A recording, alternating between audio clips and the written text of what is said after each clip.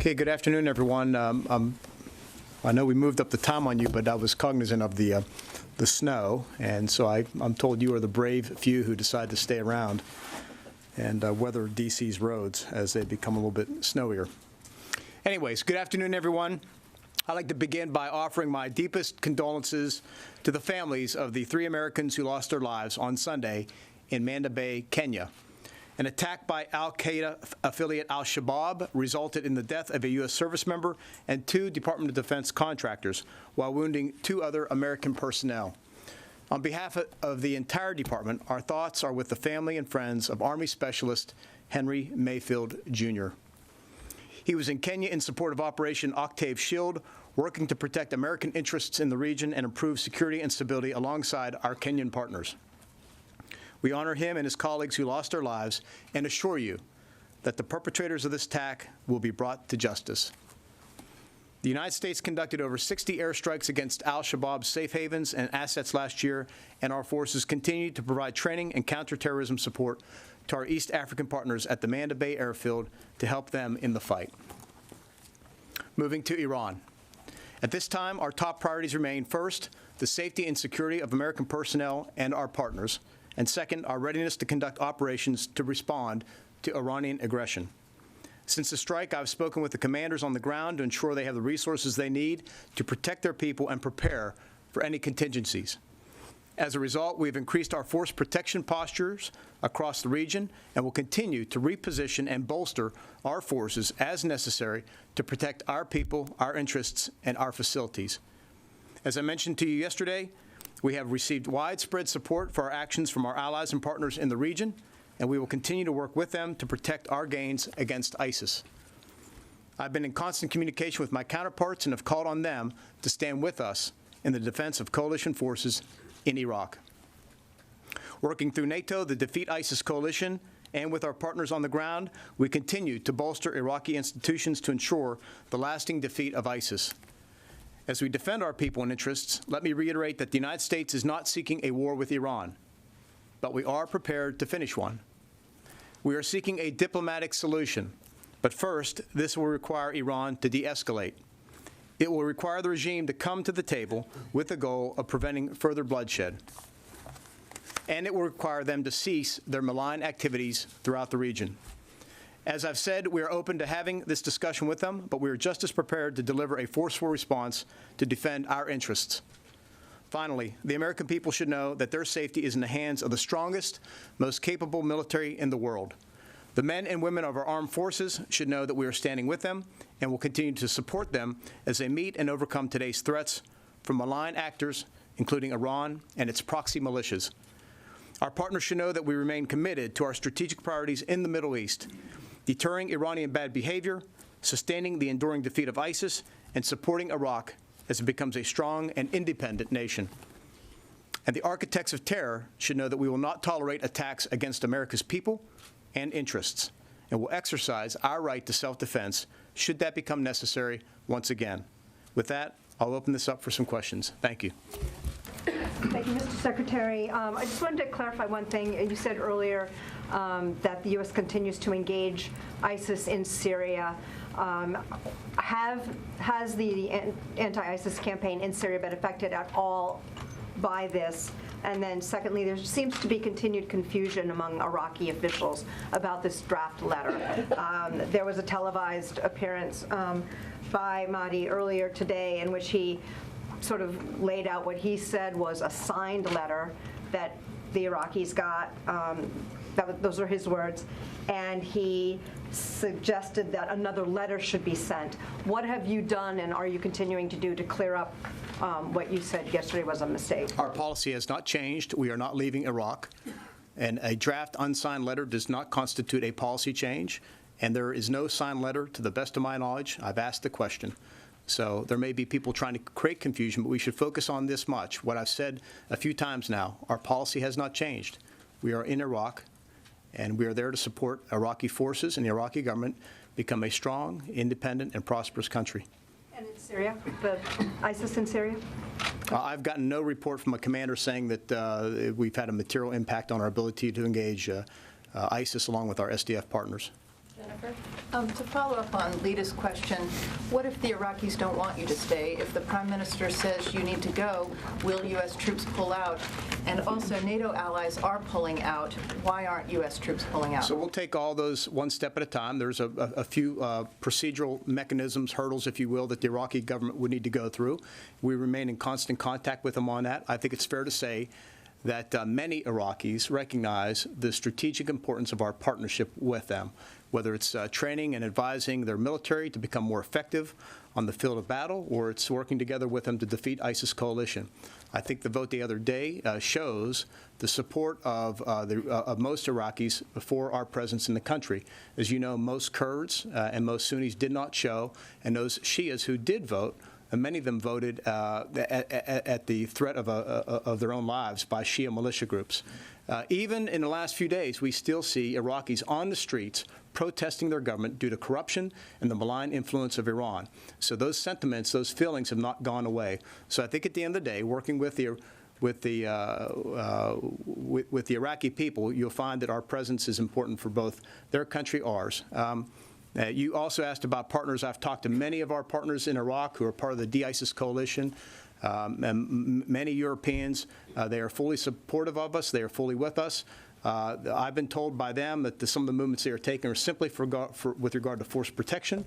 We're doing some of that as well. It does not mark or signal any withdrawal from Iraq or the mission writ large. Can I follow up on that, on the allies? We'll get there, Gordon. So, could you speak to the range of options that were under consideration? Can you give us any sense of, how many other options were under consideration? Did you support any other ones? And was one option to not take this strike inside Iraq, which would have clearly mitigated? Gordon, I'm not going to speak to any options or anything we present to the President. As you know, that's kind of how I approach things. I will tell you that options we presented were all options that we supported and believe we could deliver on and would be effective. And with any time we deliver an option, we always list pros and cons and pluses and minuses. That's how we approach it. That's my duty and that's my obligation to the Commander-in-Chief. Were there multiple options that you would have considered that you would have supported? I'm not sure I understand the question. Were there other options that you supported in addition to this one? Well, look, there are always a wide range of options. Our duty is to narrow them down into ones that are consistent with the President's guidance or expectation or can meet the political end state we're trying to achieve. Again, we had a full panoply of options available, and we present them and we portray them as we do. Yes, to follow up, sorry, about the allies moving their troops. Does it mean that you couldn't guarantee their security, especially with an air protection, or did you ask them to move their troops? No, I don't think so. I know in one case in particular, it was just a matter of us being able to move in additional U.S. forces into a confined space that was being occupied by some of the international trainers, partners on the ground, and it was just a logistical issue. Thank you. Can you clarify, the attack Soleimani was planning, was that days or weeks away? I think it's more fair to say days, for sure. And is the U.S. legally obliged to withdraw from Iraq if told by the Iraqi government to go? I'm not going to speculate. We're not there yet. There's been none of that has happened to the best of my knowledge. And as those events unfold, we'll address them, and we'll have all the right legal experts to advise us on that. David Martin. Mr. Secretary, you said the U.S. is not seeking war with Iran. I think the question most people want an answer to is how close are we to war with Iran? And specifically, how would you characterize Iranian military movements over the past several days? Yeah, it is true. We're not seeking war with Iran. I think what happens next depends on them. I think we should expect that they will retaliate in some way, shape, or form, either through their proxies, as they've been doing now for how many years, or by their own hand. And so we take this one step at a time. We're prepared for any contingency, and then we will respond appropriately to whatever they do. And how would you characterize their military movements so far? We watch them very closely. We see their movements. I don't want to get more into that because it starts to get into intelligence issues. So I'll just leave it at that. Louis. Mr. Secretary, you talked about being ready for potential conflict here in case Iran retaliates. But if they don't retaliate against American targets or interests in the Middle East, but instead target our partners in the region, is that enough to warrant a U.S. response? Look, Lee, I'm not going to comment on, I'm not going to hypothesize or speculate, but we are standing there to defend not only our interests, but those of our allies and partners, and I want to reassure them that we're there with them as well. Barbara?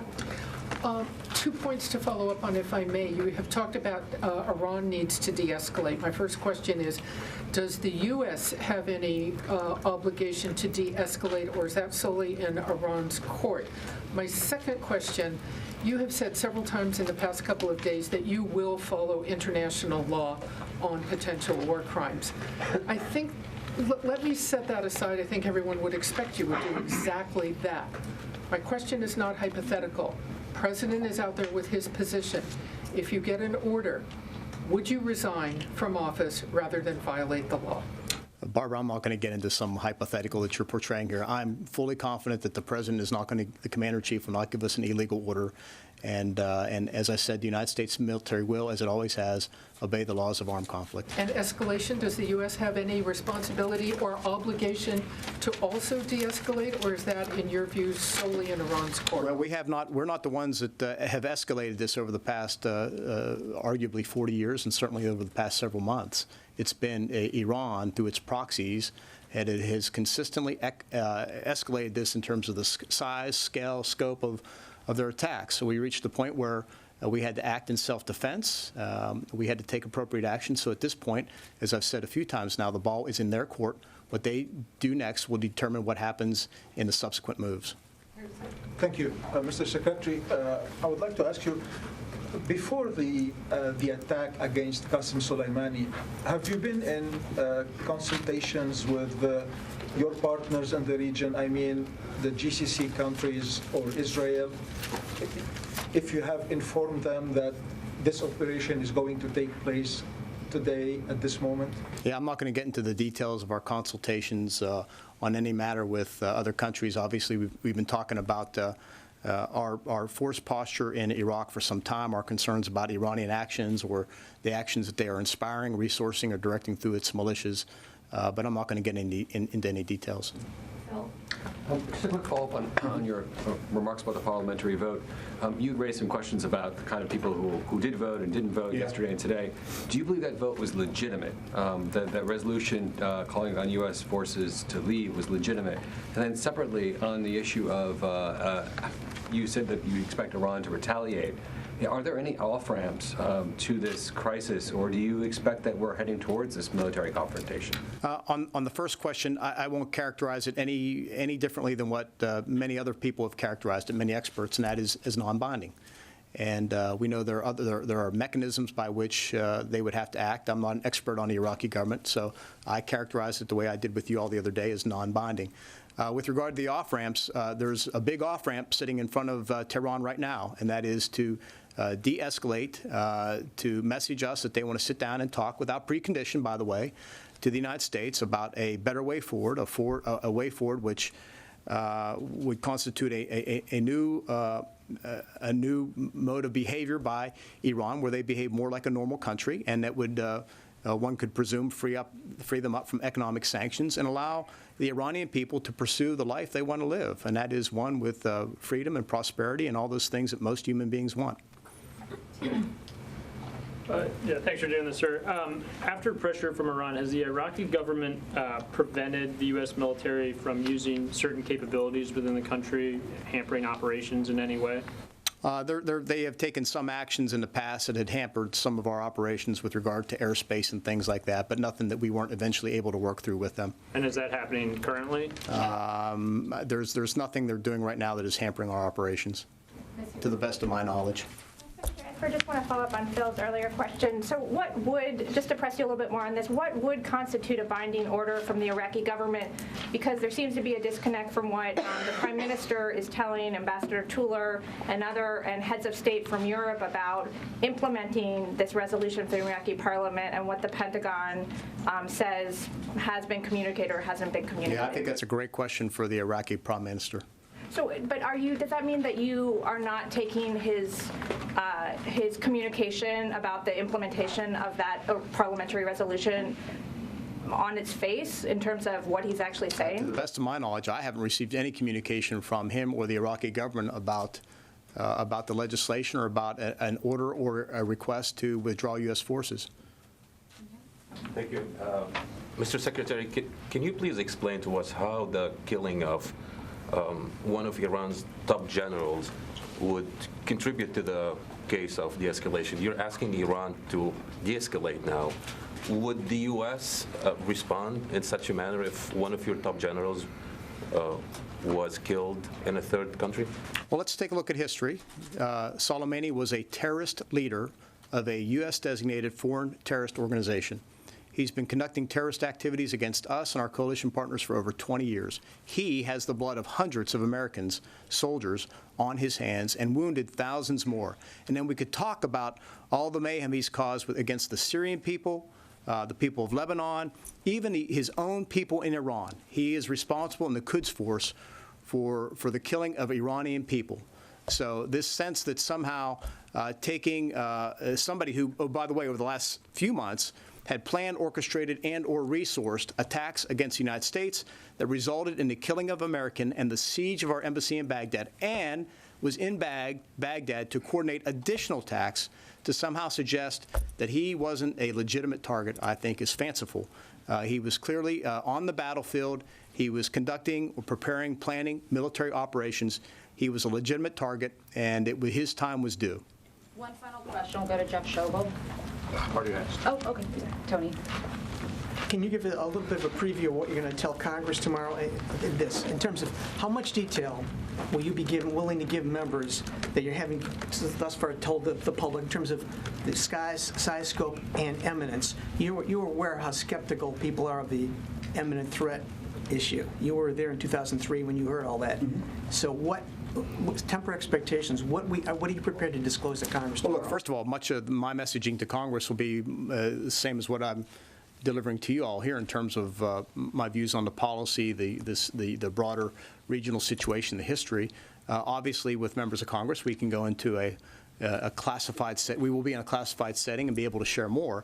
But the exquisite intelligence that we're talking about that led to the decision that was, I should say, one of the factors that led to the decision to strike at Soleimani is only shared with a handful of members, the so-called Gang of Eight. And so they are getting that briefing this afternoon, and they will have access to that, but most members will not have access to that. You talked about increasing force posture in the region. What about force protection levels? Have you gone up to the C or Delta highest level? The commanders in the region, and I should say globally, are taking all appropriate force protection measures relevant to their situation, the threat that they're receiving, the readiness of their troops, et cetera. So I'm confident that our commanders are going to do the right thing on the ground. Okay? Thank you all very much.